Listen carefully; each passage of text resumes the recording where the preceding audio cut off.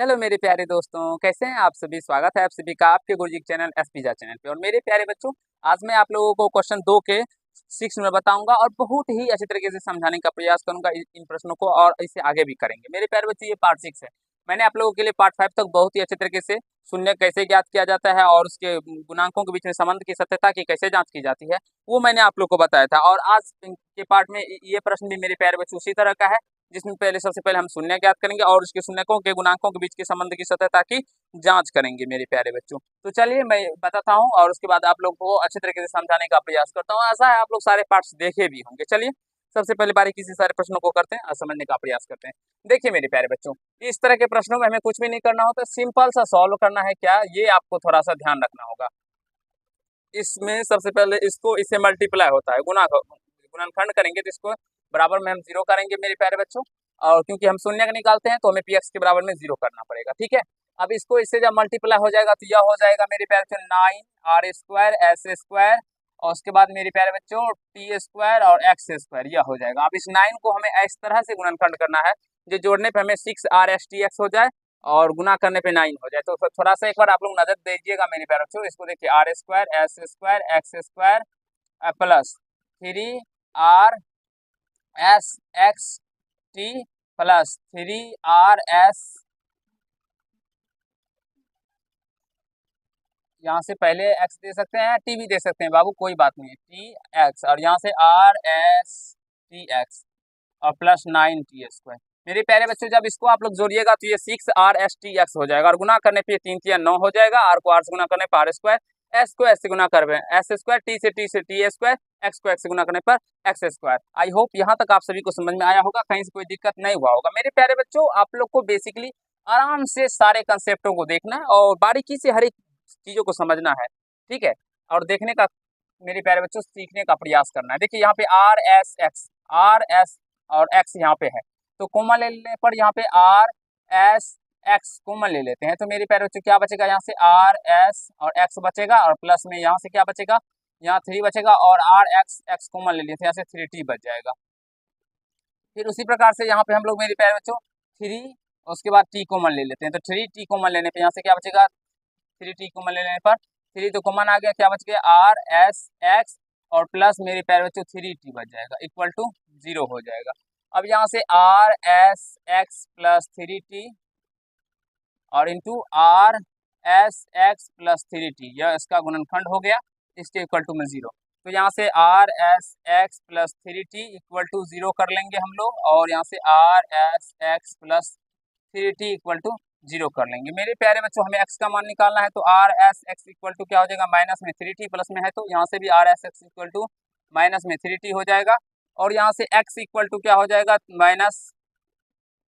-3t अब बट्टे में क्या हो जाएगा r(s), यहाँ से भी उसी प्रकार से x बराबर क्या हो जाएगा, -3t अब बट्टे में r(s). मेरे प्यारे बच्चों, हमें x का मान निकल के आ गया, अतः बहुपद का शून्यक, अतः बहुपद के शून्यक क्या सब हो गया मेरे प्यारे बच्चों, तो यहाँ से -3t बट्टे r(s) और यहाँ से -3t बट्टे r(s). मेरे प्यारे बच्चों, द्विघात बहुपद है इसलिए इसके 2 शून्यक होते हैं, इसलिए मैंने इसको दो शून्यक निकाले हैं यहाँ पे। अब देखिए, अब इसको प्रश्न को कैसे हमें संबंध की शून्यक तो हम निकाल लिया, हमें इसके संबंध की सत्यता की जांच करनी है। तो जो प्रश्न है पहले वो लिखते हैं, यहाँ से r² s² और x², फिर प्लस 6rstx और प्लस 9t²। मेरे प्यारे बच्चों, यहाँ से a का जो मान होगा आप सभी जानते होंगे, जो x² का कोफिशिएंट होता है तो r² s², b का मान होगा x का कोफिशिएंट तो 6rst और c का मान होगा मेरे प्यारे बच्चों बचा हुआ टर्म, तो यहाँ से 9t², यह हो जाएगा इस तरह से इसका मान। आई होप यहाँ तक आप सभी को समझ में आ गया होगा। एक बार देख लीजिए, सीख लीजिए और समझने का प्रयास कीजिए, फिर मैं आप लोगों को आगे बताता हूँ। यहाँ से एक बार देख लीजिए। अब शून्यकों का योग निकालते हैं। शून्यकों का योग, अभी हमने तो शून्य का निकाला मेरे प्यारे बच्चों, यहाँ से देख सकते हैं -3t बटे r(s) और योग यानी प्लस और यहाँ से माइनस है तो प्लस माइनस या माइनस ही हो जाएगा, इसलिए हम डायरेक्टली इसको लिख देते हैं 3t बटे r(s). बाबू नीचे दिखाई तो नहीं पड़ेगा अब, ठीक है। चलिए यहाँ पे करते हैं मेरे प्यारे बच्चों, आराम से देखिएगा, हर एक बातों को आराम से चीजों को सीखने और समझने का प्रयास कीजिएगा। अभी जब इसका एलसीएम लेंगे तो यह क्या हो जाएगा, आर और एस इसका एलसीएम आ जाएगा, आर एस इसमें भी आर एस इसमें भी, तो यह ऊपर का सेम वैसे कैसे -3t और -3t, तो यह हो जाएगा माइनस में, दोनों माइनस में जुड़ जाएगा, तो -3 -6t बटे में आर एस हो जाएगा। मेरे प्यारे बच्चों क्या हो जाएगा, -6t बटे आर एस हो जाएगा। अब देखिए यह क्या हो जाएगा, यह हो गया मेरे प्यारे बच्चों -b/a। कैसे होता है ये देखिए, अब फॉर्मूला का बात करते हैं, तो फॉर्मूला क्या होता है, शून्यकों का योग बराबर -b और बाय a। तो b का मान देखिए, -b का मान कितना है 6rst, तो 6rst अब बटे a का मान क्या है r² s², तो यहाँ से स्क्वायर से r कट जाएगा और इस स्क्वायर से s कट जाएगा, तो यहाँ पे बच गया -6t और बटे rs, जो कि यहाँ पे भी निकला है। तो मेरे प्यारे बच्चों क्या हम -6t बटे rs के बदले में -b/a भी लिख सकते हैं या नहीं, -b/a भी लिख सकते हैं। तो यहाँ से यही हमें गुणांकों के बीच की संबंध की सत्यता की जांच करनी थी, जो कि निकल के आ गया। और यहाँ तक आप लोग भी समझ गए होंगे। अब हम शून्यकों के गुणांकों के संबंध की गुणनफल निकालते हैं। शून्यकों का गुणनफल, शून्यकों का गुणनफल, बारीकी से हर एक कंसेप्ट को देखिएगा। यहाँ पे देखिए शून्य का गुणनफल क्या है, -3t बटे rs गुना -3t बटे में rs। मेरे प्यारे बच्चों माइनस माइनस प्लस हो जाएगा, 3 × 9 t² हो जाएगा, और यहाँ से r को r से गुना करने पर r², s को s से गुना करने पर s²। तो यहाँ से 9t के स्क्वायर के बदले में हम लोग c और r² s² के बदले में a भी दे सकते हैं मेरे प्यारे बच्चों, क्योंकि 6/a का भी मान यही, c/a का भी मान यही आएगा। तो यही हमें गुणांकों के संबंध की सत्यता की जांच जो करनी थी, आप लोग देख सकते हैं या निकल के आ गया। और ऐसी तरह से आप लोगों को भी एग्जाम में बनाना है मेरे प्यारे बच्चों, तभी आपके कंप्लीट नंबर मिलेंगे। चलिए हम क्वेश्चन नंबर 3 के तीसरे नंबर को करते हैं। तो 3 के तीसरे नंबर प्रश्न आप लोग यहाँ पे तो देख ही रहे होंगे, तो आ गया √3x² - 8x + 4√3। हमारे बहुत सारे ऐसे बच्चे हैं जो कि रूट देखकर ही उनको डर लगता है, लेकिन उनको डर नहीं लगना चाहिए, क्योंकि मेरे प्यारे बच्चों इस तरह के प्रश्नों को हमें शून्य ज्ञात करना है। आप बहुत सारे प्रश्नों ऐसे बताएं जिनका शून्य, इसके दो तरीके हैं, एक तो गुणनखंड तरीका, पहले हम लोग गुणनखंड तरीके से सॉल्व करेंगे। अगर गुणनखंड तरीके से थोड़ी सी भी कठिनाई आएगी तो हम लोग श्रृंखलाचार्य मेथड का उपयोग करके इसको सॉल्व कर लेंगे। हमें x का शून्य निकालना है तो हम किसी भी तरीके से मेरे प्यारे बच्चों निकाल सकते हैं, समझ सकते हैं। चलिए एक बार आप लोग यहाँ से देखने का प्रयास कीजिए। आप देखिए इनको, आप सभी को पता होगा इनको और इनको क्या होता है, गुना होता है। तो जब 4√3 है यहाँ पे और यहाँ पे √3x² को छोड़ दीजिए, √3 गुना कीजिए, तो √3 गुना करने पर 3 को √3 गुना करने पर 3 और यहाँ से ये 4, तो 4 गुना 3 कितना हो गया 12। अब 12 को मेरे प्यारे बच्चों इस तरह से तोड़ना है, जोड़ने या घटाने पे -8x आना चाहिए और गुना करने पे 12। तो मेरे प्यारे बच्चों एक बार गौर फरमाइएगा आप लोग, यहाँ से √3x² बराबर में 0 कर देना है, शून्य निकालना है, और यहाँ से माइनस में 6x माइनस में 2x।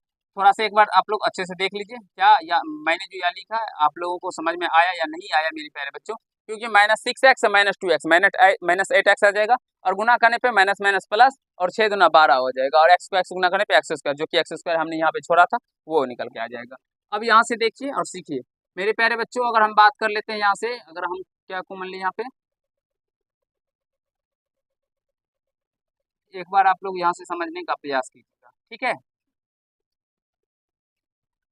√3 अगर हम कॉमन ले लेंगे मेरे प्यारे बच्चों, तो यहाँ पे क्या बचेगा, √3x कॉमन लेते हैं, ठीक है। √3x कॉमन लेने पे यहाँ पे x माइनस 2√3 बचेगा। अब बहुत सारे बच्चे को समझ में नहीं आया होगा, यही हम सोच रहे थे जो हम कैसे आप लोग को थोड़ा सा दिमाग में एडजस्ट कर दे। मेरे प्यारे बच्चों देखिए हम कैसे इसको लिखे हैं, एक बार 6 को हम लोग क्या लिखेंगे, 2 गुना 3 लिखेंगे। अब मेरे प्यारे बच्चों 2 गुना 3 को हम लोग क्या लिख सकते हैं, √3 गुना √3। बोलेंगे सर ऐसा क्यों किए, क्योंकि हमें यहाँ पे √3 है और √3 कॉमन आ रहा था मेरे प्यारे बच्चों, और इसमें भी है, क्योंकि √3 को हम लोग √3 गुना √3 लिख सकते हैं। √3 को √3 से जब भी मल्टीपल कीजिएगा तो 3, और फिर 2 से गुना करने में 3 6 आ जाएगा। तो इसीलिए हमने मेरे प्यारे बच्चों अब √3 कॉमन लेने का यानी भाग देना, तो भाग देंगे तो यहाँ से 2√3 बच जाएगा, जो कि यहाँ पे लिखे हैं। आशा है समझ में आया होगा। यहाँ से -2 कॉमन लेने पर यहाँ से x और यहाँ से 2 कॉमन आ गया, तो 2 दूना 4 यानी कि 2√3 बचेगा इक्वल टू 0। आई होप मेरे प्यारे बच्चों, मेरे अच्छे बच्चों, आप सभी को समझ में आया होगा, ठीक है। यहाँ से x में 2√3 दोनों टर्म में है, कॉमन ले लेने पर यहाँ से बचेगा √3x - 2 इक्वल टू 0। तो यहाँ से x - 2 √3 इक्वल टू 0 और √3x - 2 इक्वल टू 0।